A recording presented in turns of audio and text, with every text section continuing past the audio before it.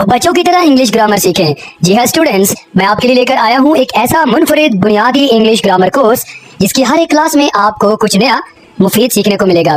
दोस्तों, इस कोर्स का बुनियादी मकसद आपके लिए रोजमर्रा जिंदगी में इंग्लिश ग्रामर के जरिए बोलचाल को पूरी तरह बनाना है आसान। हम आपको ये कोर्स बिल्कुल बच्चों की तरह यानी हर एक चीज बिल्कुल आसान तरीके से समझाएंगे और इंग्लिश बोलचाल को आपके लिए बनाएंगे इंतहाई आसान।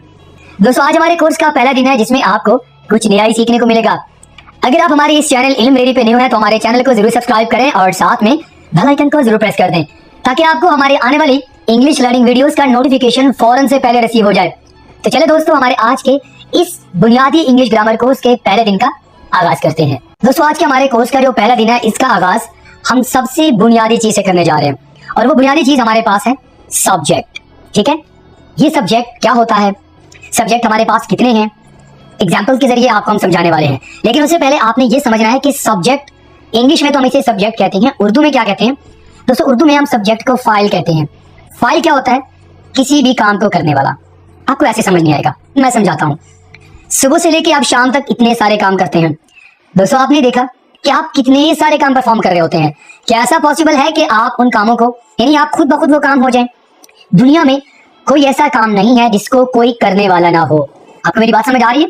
जी हाँ, तो कोई ना कोई काम को करने वाला होता है। उसी काम के करने वाले को हम इंग्लिश में सब्जेक्ट और उर्दू में फाइल कहते हैं। ठीक है, ये बात आपको समझ आ गई? सब्जेक्ट हमारे पास क्या होता है? फाइल, यानी काम को करने वाला। कोई भी काम दुनिया में बगैर फाइल के नहीं होता। ठीक है, एक चीज और याद रखिएगा दोस्तों, आप इंग्लिश या उर्दू में छोटा सा छोटा फिक्रा भी बनाना चाहते हैं, उसके लिए आपको सब्जेक्ट हर हाल में चाहिए।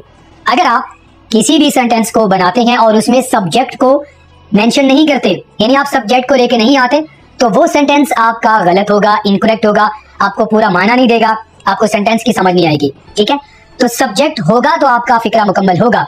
अगर किसी सेंटेंस में चाहे उर्दू हो या कोई भी लैंग्वेज हो, उर्दू इंग्लिश की हम बात नहीं करते, इसके अलावा कोई भी लैंग्वेज हो, हर लैंग्वेज में फाइल होना चाहिए। ठीक है कि नहीं है? तो दूसरी चीज आपने क्या समझी कि सेंटेंस में सब्जेक्ट का होना जरूरी है। अगर किसी भी सेंटेंस में सब्जेक्ट नहीं होगा तो वो सेंटेंस आपका इनकम्प्लीट है, गलत होगा, उसको हम सेंटेंस कंसीडर ही नहीं करेंगे। यहां तक आपने दो बातें सीख ली हैं। अब आपको मैं इसकी डेफिनेशन सिखाता हूं, वो सीख लीजिए। फिक्रे में किसी भी काम के करने वाले को सब्जेक्ट कहा जाता है। पॉइंट कौन सा यहां पर आपने उठाना है? काम करने वाले को फिक्रे में। तो अभी मैंने आपको बताया दोस्तों कि कोई भी काम बगैर सब्जेक्ट के नहीं होता। अब यहां पर देखो, मैं आपको पढ़ा रहा हूं तो पढ़ाने वाला कौन है? मैं आपको पढ़ा रहा हूं तो मैं आपको पढ़ाने वाला हूं, मैं फाइल हूं। आप सीख रहे हैं, सीखने वाला कौन है? आप फाइल हैं। ठीक है ना? तो जो भी काम आप परफॉर्म कर रहे होते हैं उसमें हर हाल में फाइल होना लाजमी है, वरना फाइल के बगैर आपका सेंटेंस कंप्लीट नहीं होगा। यहां तक आपने बात देख ली दोस्तों कि सब्जेक्ट क्या होता है, सब्जेक्ट फाइल, यानी किसी भी काम को करने वाले को हम फाइल कहते हैं। नंबर दो, हर सेंटेंस में चाहे छोटा हो चाहे बड़ा हो उसमें सब्जेक्ट हर हाल में होगा। उसके बाद आपको हमने डेफिनेशन बताई कि फिक्रे में किसी भी काम के करने वाले को हम सब्जेक्ट कहते हैं। अब जरा इसका थोड़ा सा हम आपको फॉर्मूला बताते हैं कि अगर आप इंग्लिश में सेंटेंस बनाते हैं तो सब्जेक्ट कहां पर आएगा, उसके बाद वर्ब कहां पे आएगा और ऑब्जेक्ट कहां पे आएगा, ये भी सीखना आपके लिए जरूरी है। तो ये रहा हमारे पास फॉर्मूला। सब्जेक्ट हमारे पास शुरू में आएगा, उसके बाद वर्ब आएगा और ऑब्जेक्ट आएगा। वर्ब और ऑब्जेक्ट को यहां पर हम डिस्कस नहीं करेंगे। ठीक है, इन दोनों चीजों पर हम अलग से वीडियोस बनाएंगे, क्लासेस बनाएंगे। इसीलिए दोस्तों मैं चाहूंगा कि आप हमारे इस कोर्स की कोई भी क्लास स्किप ना कीजिएगा, क्योंकि ये कोर्स आपके लिए इंतहाई मुफीद होने वाला है। अगर आप हमारी इन क्लासेस को शुरू से लेकर आखिर तक देखेंगे, कहीं स्किप नहीं करेंगे, तो मैं गारंटी से कहता हूं कि आपके लिए इंग्लिश ग्रामर को सीखना बिल्कुल आसान हो जाएगा। और आसान जब आपके लिए हो जाएगा तो इंग्लिश बोलना भी आपके लिए आसान हो जाएगा। Alright, come to the point. तो यहाँ पर हमने क्या सीखना है? फॉर्मूला सीखना है कि हमारे पास इंग्लिश में अगर हम बनाते हैं कोई भी सेंटेंस तो सब्जेक्ट कहां पर आएगा? हमेशा सब्जेक्ट शुरू में आएगा, ये बात याद रखिएगा। ये मैं उर्दू की बात नहीं कर रहा, उर्दू में इसका जो सिचुएशन होती है वो अलग होती है। अभी हम बात कर रहे हैं इंग्लिश में। अगर आप इंग्लिश में कोई भी सेंटेंस बनाते हैं तो सब्जेक्ट हमेशा शुरू में आएगा, याद रखिएगा। कभी भी आप इसे नंबर सेकंड या थर्ड में लेकर नहीं आएंगे, ये हमेशा सेंटेंस के शुरू में आएगा। ठीक है, तो फाइल हमेशा फिक्रे के शुरू में यूज होगा, आप इसको और कहीं भी यूज नहीं करेंगे। ये फॉर्मूला आपने अपने जेल में रख लिया? जी हाँ, आप समझ गए। अब हम आपको वन बाय वन बताएंगे, लेकिन उससे पहले भी हम आपको ये बताएंगे कि सब्जेक्ट कितने होते हैं। इंग्लिश में हमारे पास सब्जेक्ट होते हैं ना, ठीक है, और हर एक सब्जेक्ट का आपको बताएंगे कि इसको हमने कहाँ पे यूज करना है। साथ में आपको मिसालें भी बनाएंगे इंशाल्लाह, आपके लिए ये कोर्स और ये क्लास बहुत ही आसान कर देंगे आपके लिए सीखना। ठीक है, अब जरा थोड़ी सी मिसालें आपको बता देते हैं। थोड़ा सा मिसालें जब आप सीखेंगे, आपके सामने मिसालें होंगी तो आपके लिए समझना और भी आसान हो जाएगा। तो देखें, वो पानी पीता है, ही ड्रिंक्स वाटर। सब्जेक्ट के नीचे यहाँ पर हमने लाइन लगाई हुई है, ये आप देखते जाइएगा।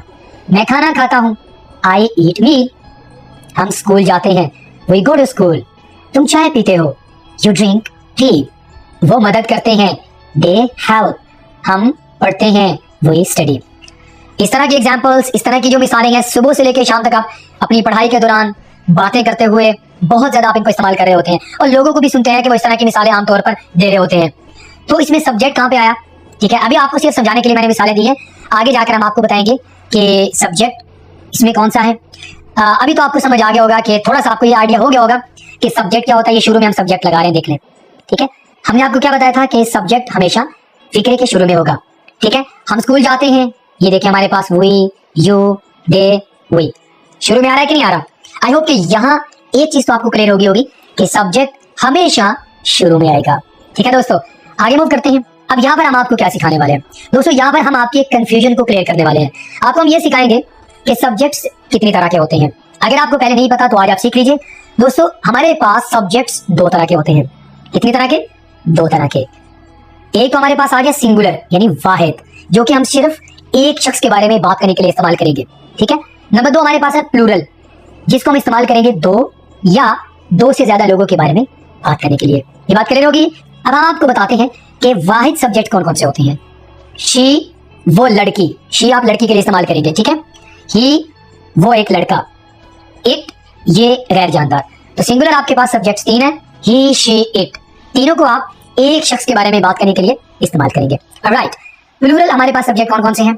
आई, मैं, यानी आप जब अपने बारे में बात करेंगे तो आप आई सब्जेक्ट का इस्तेमाल करेंगे। ठीक है, वी, हम, दो या दो से ज्यादा लोगों के बारे में बात करने के लिए। यू, तुम, ते, वो, यानी वो जब आप दो या दो से ज्यादा लोगों के बारे में बात करेंगे जो कि आपके सामने नहीं है तो आप दे सब्जेक्ट का इस्तेमाल करेंगे। तो प्लूरल हमारे पास सब्जेक्ट कितने हैं? चार। तो यहां पर आपने क्या सीखा? सब्जेक्ट्स दो तरह के होते हैं, सिंगुलर और प्लूरल। फिर हमारे पास सिंगुलर में आपके पास तीन सब्जेक्ट्स आ जाते हैं और प्लूरल में आपके पास आ जाते हैं चार सब्जेक्ट्स। ठीक है दोस्तों, तो दोस्तों यहां तक आपकी मैंने कंफ्यूजन क्लियर कर दी कि सब्जेक्ट्स कितने तरह के होते हैं और कौन कौन से सब्जेक्ट्स होते हैं। मुझे उम्मीद है कि आपको बड़े अच्छे तरीके से समझ आ रहा होगा जी। तो अब हम क्या करने वाले हैं दोस्तों? अब हम आपको वन बाय वन सब्जेक्ट्स के बारे में बताएंगे और आपको साथ में मिसालें देंगे, क्योंकि दोस्तों मैंने आपको बताया कि मैं आपको ये कोर्स बिल्कुल बच्चों की तरह करवाने वाला हूं। और बच्चों की तरह आपको कैसे सिखाएंगे? आपको मिसालें बहुत सारी आपको देंगे ताकि आपका ये सारा कंफ्यूजन क्लियर हो जाए। ठीक है, तो अब हम आपको वन बाय वन बताएंगे हर एक सब्जेक्ट के बारे में और साथ में आपको मिसालें देंगे। इन मिसालों को समझने के बाद मुझे उम्मीद है कि आपके लिए इनको समझना बिल्कुल आसान हो जाएगा। ऑलराइट, तो यहाँ सबसे पहले हम बात करेंगे सिंगुलर सब्जेक्ट्स की। आपको मैंने बताया कि तीन होते हैं, शी, वो लड़की। ठीक है, इनकी डिटेल में हम बिल्कुल नहीं जाएंगे कि हम इन सब्जेक्ट्स को कौन से टेंसेस में इस्तेमाल करते हैं, उनके लिए हम अलग से आपके लिए वीडियो बनाएंगे। ठीक है, तो यहाँ पर आपको एग्जाम्पल्स के जरिए बिल्कुल आसान तरीके से समझाएंगे कि इनको हम इस्तेमाल कैसे करते हैं और कैसे आप इनको यूज करके एग्जाम्पल्स बना सकते हैं। ठीक है, तो सबसे पहले हमारे पास क्या मिसाल आ गई है? शी के बारे में, वो मदद करती है। शी हेल्प्स, वो खोलती है। शी ओपन्स, वो पढ़ती है। शी स्टडीज, वो सोती है। शी स्लीप्स, वो सफर करती है। She travels. दोस्तों यहाँ आपको मैं ये नहीं बता रहा कि वो किसकी मदद करती है, वो क्या चीज खोलती है, वो किताब को खोलती है, वो दरवाजा खोलती है, वो क्या चीज पढ़ती है, वो कैसे सफर करती है, वो कैसे सोती है। ठीक है, यहाँ सिर्फ मकसद आपको ये समझाना है कि ये सब्जेक्ट्स क्या होते हैं और कैसे आप इन सब्जेक्ट्स को यूज कर सकते हैं और कैसे आप आसान तरीके से एग्जाम्पल्स बनाना सीख सकते हैं। ठीक है, आगे मूव करते हैं। हमारे पास आगे सब्जेक्ट्स आ गए। ही, वो एक लड़का। ही प्लेज, वो खेलता है। ही क्राइज, वो रोता है। ही टीचेस, वो पढ़ाता है। ही ईट्स, वो खाता है। ही गोस, वो जाता है। आपने एक चीज अपने माइंड में रखनी है। शुरू में आपको मैंने एक पॉइंट बताया था, याद आया आपको? जी हाँ, वो पॉइंट ये था कि हमने सब्जेक्ट्स को हमेशा शुरू में ही यूज करना है। तो यहाँ हमारी बात पूरी हो रही है। ये देखें, ये हमारे पास आ गया सारा सब्जेक्ट्स। ठीक है, ये आपके पास सारा के सारा सब्जेक्ट्स आ गया। इसी तरह ये आपके पास आ गया ही, ये आपके पास क्या आ गया? सारा सब्जेक्ट्स आ गया। तो हमारी बात पूरी हो रही है। समझ आ रहा है ना आपको दोस्तों? सब्जेक्ट हमेशा शुरू में होगा, उसके बाद आप वर्ब और ऑब्जेक्ट को लेके आएंगे। वर्ब ऑब्जेक्ट के बारे में हम अलग से वीडियोस बनाएंगे, अभी हम उनको डिस्कस यहाँ पर नहीं करेंगे। आगे बढ़ते हैं। आगे हमारे पास सब्जेक्ट्स आ जाता है इट। इट को आप गैर जानदार चीजों के बारे में बात करने के लिए इस्तेमाल करते हैं, आप इसे इंसानों के लिए इस्तेमाल नहीं करेंगे। ये काम करती है, इट वर्क्स। ये कुत्ता है, इट इज अ डॉग। ये कहानी है, इट इज अ स्टोरी। ये बिल्ली है, इट इज अ कैट। ये किताब है, इट इज अ बुक। देखा आपने, सब्जेक्ट को हम शुरू में लेके आ रहे हैं। ऑलराइट, अब हम आपको प्लूरल सब्जेक्ट्स के बारे में बताते हैं। आपको मैंने बताया कि प्लूरल सब्जेक्ट्स कौन कौन से हैं और कितने हैं। आई, वी, यू, दे। सबसे पहले हमारे पास है आई। आई का इस्तेमाल आप किसी के साथ नहीं करेंगे। सिंपल सा कॉन्सेप्ट अपने ज़हन में रख ले। आई को आप सिर्फ अपने बारे में आप बात करने के लिए इस्तेमाल करेंगे। आप सिर्फ ये चीज अपने ज़हन में रख ले, मैं। जब भी आप अपने बारे में बात करेंगे, आप आई सब्जेक्ट को अपने ज़हन में लेके आएंगे बस। और किसी और के बारे में आप बात करने के लिए आई सब्जेक्ट का इस्तेमाल बिल्कुल नहीं करेंगे। बात को याद रखिएगा, ठीक है। मैं एक लड़का हूँ, आई एम अ बॉय। मैं अच्छा हूँ, आई एम गुड। मुझे ये पसंद है, आई लाइक इट। मैं चाय पीता हूँ, आई टेक टी। मैं सबक सीखता हूँ, आई लर्न द लेसन। तो देखा आपने, मैं, मुझे, मैं। तो जब भी आप अपने बारे में बात करेंगे, आप आई सब्जेक्ट का इस्तेमाल करेंगे, ठीक है। उसके बाद हमारे पास आ गया वी। वी को आप दो या दो से ज्यादा लोगों के बारे में बात करने के लिए इस्तेमाल करेंगे, ठीक है। हम लड़के हैं, वी आर बॉयज। हम काम करते हैं, वी वर्क। हम खुश हैं, वी आर हैप्पी। हम ईमानदार हैं, वी आर ऑनेस्ट। हम तालिब इल्म हैं, वी आर स्टूडेंट्स। तो देखा आपने, यहाँ पर हम वे का इस्तेमाल कर रहे हैं और शुरू में कर रहे हैं। ये बात आपने अपने ज़हन में रखनी है, ठीक है। आगे हमारे पास सब्जेक्ट आ जाता है तुम, जिसे इंग्लिश में यू कहा जाता है। और जब आप सेकंड पर्सन के बारे में बात करना चाहते हैं, यानी जो शख्स आपके सामने होता है ना, उसे हम सेकंड पर्सन कहते हैं और आप फर्स्ट पर्सन है। फर्स्ट पर्सन में हमारे पास जो सब्जेक्ट आते हैं वो है आई और वी। वी भी आप इस्तेमाल करते हैं अपने बारे में बात करने के लिए, यानी जब आप दो या दो से ज्यादा होंगे, आप कहते हैं हम, ठीक है। इसी तरह आपके पास आई भी है, आप अपने बारे में बात करने के लिए इस्तेमाल करते हैं। इनको फर्स्ट पर्सन कहा जाता है। यू आपके पास सेकंड पर्सन है, जिसे आप एक शख्स के बारे में बात करने के लिए इस्तेमाल करते हैं। यहाँ पर मैं थोड़ी सी आपकी कंफ्यूजन क्लियर कर दूं, इसको हम प्लूरल क्यों इस्तेमाल करते हैं। वैसे तो हम एक शख्स के बारे में बात करने के लिए इस्तेमाल करें ना दोस्तों। जब भी टीचर जो है वो क्लास में एंटर होता है तो वो क्या कहता है, हाउ आर यू। क्लास में 10 स्टूडेंट हो, 2 हो, 20 हो, जितने भी हो, तो टीचर कहता है हाउ आर यू। इसका माना ये होता है कि वो सब के सब जो स्टूडेंट्स हैं उनको सलाम कर रहा होता है। तो उस वक्त वो यू का इस्तेमाल करता है, वो ये नहीं कहता हाउ आर यू ऑल। ये भी कह सकता है, लेकिन अलग अलग तो नहीं किसी को कहता है ना, ठीक है। तो यू का इस्तेमाल आप दो तरह से कर सकते हैं, एक शख्स के लिए भी इस्तेमाल कर सकते हैं और एक से ज्यादा के लिए भी आप इस्तेमाल कर सकते हैं। यहाँ पर थोड़ी सी मिस्टेक है, हम यहाँ पर इसके एग्जांपल्स मेंशन नहीं कर सके, लेकिन आपको फिर भी कुछ एग्जांपल्स बता देते हैं। जैसा कि यू आर नाइस, तुम अच्छे हो। यू आर टीचर, तुम उस्ताद हो। यू आर हम्बल, तुम बहुत आजिज हो। यू आर गुड, तुम अच्छे हो। यू आर अ गर्ल, तुम एक लड़की हो।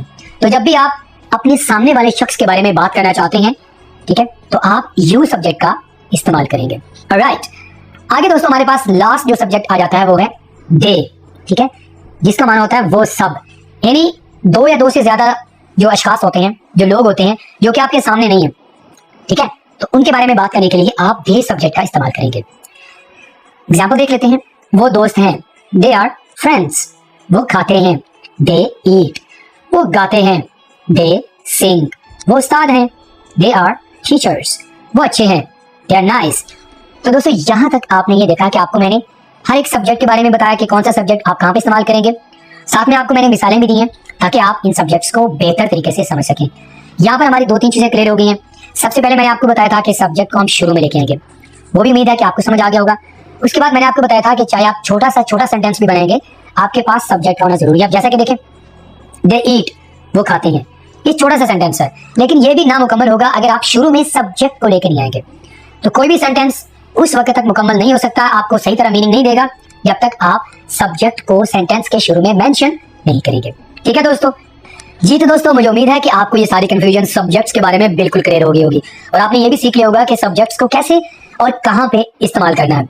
अगर आप इनको मजीद बेहतर तरीके से समझना चाहते हैं तो हमारे पास एक तरीका है जिसको आप यूज कर सकते हैं ताकि आप इस क्लास को बेहतर तरीके से समझ सकें। और किसी भी चीज को बेहतर तरीके से समझने के लिए आपको प्रैक्टिस करना होती है। दोस्तों, अगर आप इस क्लास की प्रैक्टिस करना चाहते हैं तो आपके पास ये सेंटेंसेस हैं, ये हमारे पास कुछ सेंटेंसेस हैं जिनको आप अटेम्प्ट कर सकते हैं। अच्छी तरह से सोच समझ के इस पूरी क्लास को आप अच्छी तरह से पहले समझें, उसके बाद आपने ये जो आपके सामने प्रैक्टिस है इसको आपने अटेम्प्ट करना है। आप कमेंट बॉक्स में सेंड कर सकते हैं। मजीद अगर आप हमारे साथ व्हाट्सएप पर कनेक्ट होना चाहते हैं तो आपको व्हाट्सएप ज्वाइन करने का तरीका मैं आपको बता देता हूँ।